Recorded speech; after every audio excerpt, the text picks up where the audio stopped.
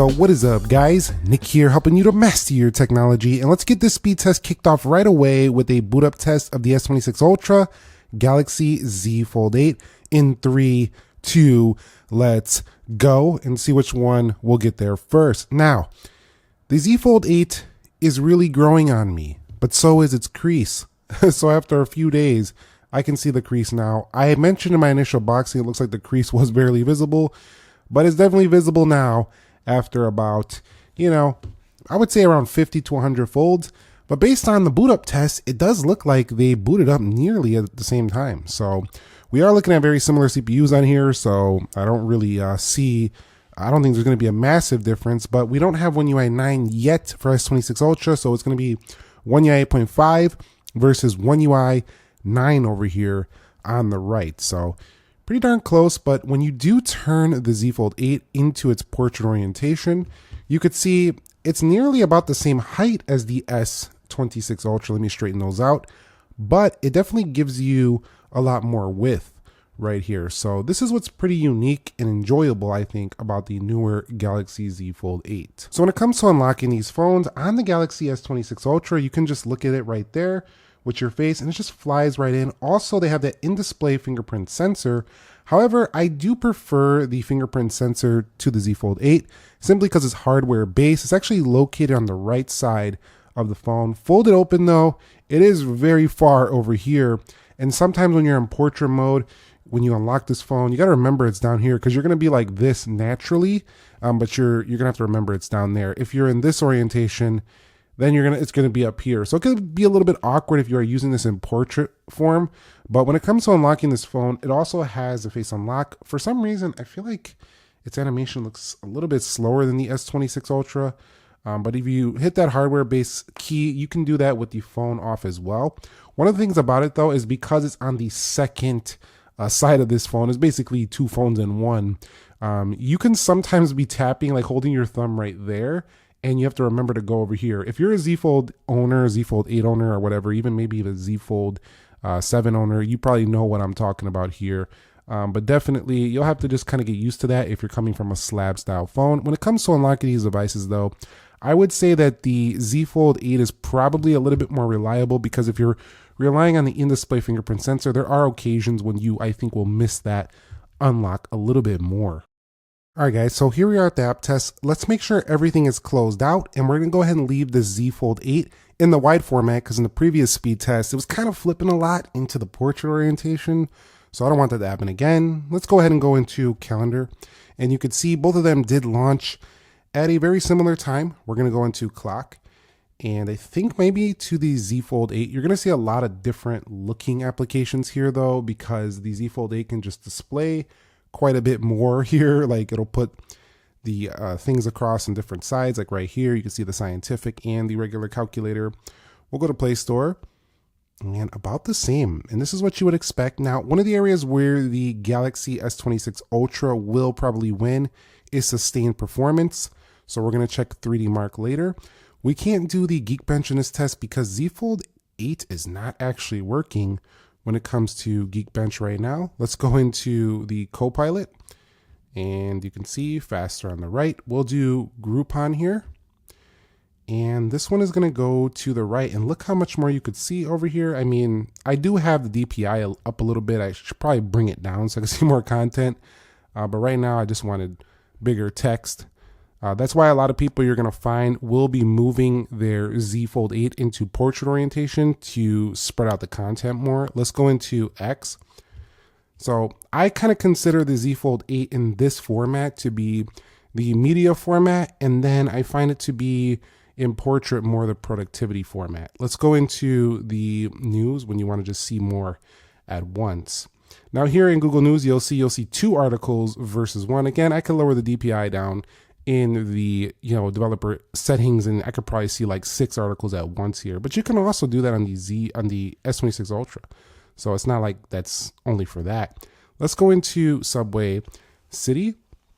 We will have to turn this one the other way because this is a portrait game, but I'm pretty shocked that the Z Fold 8 is running a lot of things pretty well here overall. I mean, it's launching things not too bad. Like most things are launching, you know, like in pretty much the full screen. So I haven't had too many issues. I know it's not going to be the case for everyone. Some apps are just simply not going to fill the whole screen, but there are settings you can change to have them stretch even if they weren't developed for this yet. So you can still, this is still very early stages. You can still run into those issues, but you can see here that if you wanted an S26 Ultra, but you really were waiting to see what the Z Fold 8 can bring, the good news is that you're getting about the same performance here on these phones. The only one thing though is that the S26 Ultra could probably, if you're like playing a game for an extended period or you're pushing the multitasking really hard,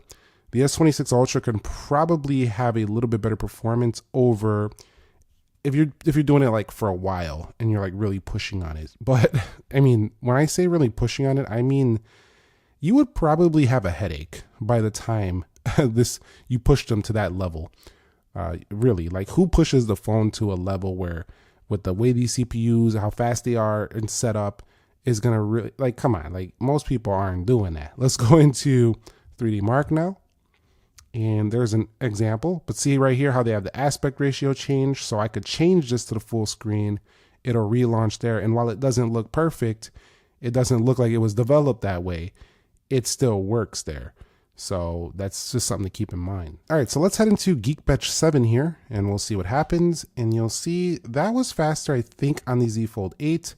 We'll go into speed test net and you could see this was a little faster on the Z Fold 8, but very little. And we'll go to InShot and you could see no major issues on both. So I do a lot of speed tests around here over the past several years. And I got to tell you, this is pretty much neck and neck. So you are getting what's promised, the same CPU as the S26 Ultra. I have noticed when I pull down this area sometimes and over here, I've been seeing a couple little stutters on the Z Fold 8. Not really the case on the S26 Ultra. So I do think overall in real world daily, S26 Ultra has been performing a little bit better. This phone can stutter a few times, even though the apps all launch at about the same clip. I think this needs a couple updates to be as smooth as the S26 Ultra. But in terms of app launches, in terms of actual speed, it's pretty much on par. So if you were waiting this out and you wanted this, but now this is more interesting, I'd say just go with this right here. Let's do a RAM management test now. All right, so let's start over here with the S26 Ultra, the tried and true. And one of the things you'll notice if you haven't used a Samsung device in a long time is they have very good animations now. They're actually some of the smoothest and fastest on the market these days, even though before they were some of the worst. So I definitely have to say, if you had a sour experience with them before, you're not going to have that now, especially on the flagship line. You can still get those stutters and typical previous Samsung, lag type stuff if you get one of the cheaper lines, but definitely not on the flagship. So that's something to keep in mind. Let's go over here to my Galaxy Z Fold 8 and we'll run this back to see how this one does. Now with 12 gigs of RAM, this is also doing incredibly smooth. And what I like about it in this wide mode, I know it's just something small, but it's so long down here. You can just swipe in so many areas to get out of here. It just feels like this massive invisible bar down here that I could just swipe away in so many different areas. So very smooth, very easy, and versatile. So you'll see right there, not having any substantial issues. We'll go over a calendar. And if I go ahead and swipe through those, no major issues. If I split them, it's going to be a nice, large, and beautiful size. You can also bring a third application in if you so choose. You could bring it right there in triple split screen. If you haven't seen or used this before, this type of feature, some other foldables had it. It's incredibly useful. If you're trying to get something serious done, I'm thinking like, maybe writing a budget, maybe paying a bill, calculating something, maybe texting somebody, watching a video while responding to a email. I mean, if you're doing something where you kind of need to look at two different things, this is pretty dope. So yeah, very good RAM management on both devices. So right now they're going to run this 3D Mark Wildlife Extreme test, and I'll be back when they're done. You'll see right here, the black bars are significantly reduced on the Galaxy Z Fold 8. If you actually look at these side by side though, it's not like substantially more screen than the S26 Ultra, but it's definitely enough. Like it's a good chunk up here. I still want like no black bars at all. But I mean, you can't, I mean, this is still a lot better than, you know, the larger black bars you'll find on different type of folds, the book style. So definitely like the wide passport style for media for sure. I'll be back when they're done to see what they do pull in. I do think the S26 Ultra is going to take this one though. We'll be back. And not only did the S26 Ultra take this W, it took this W by a wide margin, 69.12 and 41.39 FPS, scoring better than 98% of devices on the market. So take that L, Z Fold 8 wide, enjoy your S26 Ultra if you recently purchased one. Don't have any regrets if performance is something you care about, because take a look at this. 4991, 2989, scoring better than 89% of devices. Now, this phone definitely throttled back a bit because I've seen a higher score previously, but it simply cannot sustain its performance like the S26 Ultra can. So there's a reason this is still called the Ultra. Even the Z Fold 8 Ultra probably is not going to score better than the S26 Ultra. So definitely Z Fold 8, even though it costs more because you're getting basically two phones. It's not as fast. This is still their top dog phone in their entire phone space, the S26 Ultra. So let's go ahead and run a speedometer test here to see how they do in browsing and browsing benchmark.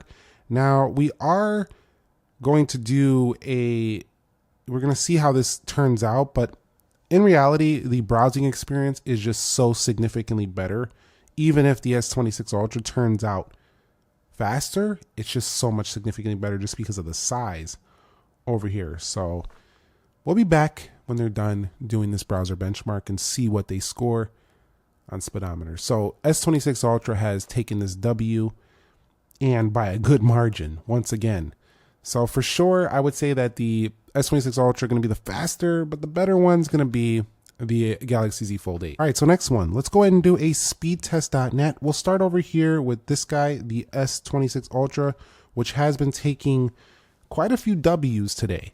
At first, it seemed like, you know, it's pretty much the same, but as we got into the benchmarks, as we got into the speedometer, yeah, the S26 Ultra is showing why it's still the top dog in the lineup. You'll see it has the top dog camera, the top dog performance. It's their bread and butter. It's the tried and true. It's mature. The thing is, though, is that it's just not as exciting. Let's go ahead and hit go. But I think that's going to change next year. I think with the S27 Ultra, I do think they're going to finally mix this thing up. And I don't know. I don't think the Z Fold 8 is going to take the S26 Ultra here either. But it's pretty close, though. So internet speed wise, if you've got good Wi-Fi, it's pretty close. Pretty much similar. So yeah, but still a little bit lower there on the right. So I would say that the S26 Ultra probably a little bit quicker as well in Wi-Fi speed and maybe even 5G performance. So this is just a hair behind, and it kind of has been this way for a while. Last thing we're going to do before we get up out of here is a quick camera launch. Let's go ahead and check that out. So if you're a Z Fold owner for the first time, veterans know this, veteran users know this, but if you're going to close this phone, always press right here to close it. Like press right here. It doesn't say that in the warnings, but it's the smart thing to do. It gives you like a nice even pressure and it won't damage the phone. That's how you want to close these foldable phones to keep them lasting a very long time. So let's go ahead and put this right here, and we'll go ahead and put the camera in an easy to reach location, because a lot of times when I do the camera launch, it's just too hard to reach, especially on those tall phones. One of the things I really like about the Z Fold 8, easy to reach right there, but it is kind of wide on that passport front screen. Let's go ahead and hit camera in 3, 2, and go. And it looked like the Z Fold 8 had that. Let's go ahead and close it out and we'll run it back. 3, 2, go. Now it looked like the S26 Ultra, but there's no doubt about it. The S26 Ultra's camera blows this one out of the water. It's not even close. So if you want the phone for the better camera, there's just you just can't get the Z Fold 8. It's just not going to be that. This is not for a person who wants the best camera. As a matter of fact, it's one of the worst things about the regular Z Fold 8 is the cameras. They're not bad by no means, like they're not bad cameras, but when you compare them to ultraline cameras, then you start to question if you really love those cameras overall. So I would like to see a triple camera. You can go to the Z Fold 8 Ultra if you want better camera, 200 megapixels, but I feel like with the prices of both of these foldables, they both should have had a triple setup with top tier stuff on it. Like, come on, do like Apple does with their Pro and Pro Max. Put the same high-end cameras on both those sizes, but do it for the Z Fold. As a Z is supposed to be like the most top tier premium line, it's becoming one of those luxury price level phones. So let's get them luxury level cameras in there too. Do you agree? Drop it down below. Anyway, that's going to wrap it up here for me. I'm going with the S26 Ultra. It wins once again. Still the king of the throne here when it comes to that performance.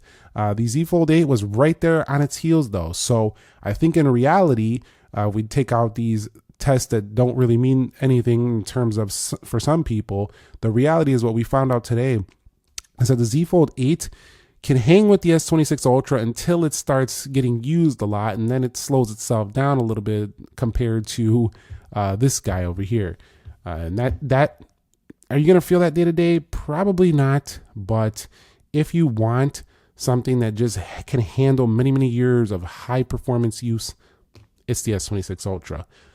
This is still very good too as well. It's also still high end. It's just not this high end. That's the best way I could put it. Thumbs up if you enjoyed it. Subscribe if you haven't already. Enjoy your Z Fold 8 if you got it. Enjoy it when you get it if you're waiting for it. And if you have an S26 Ultra, you still have a fantastic device. Enjoy the heck out of it. I'll catch you guys all in the next one. Nick here. Be sure to be well, and peace.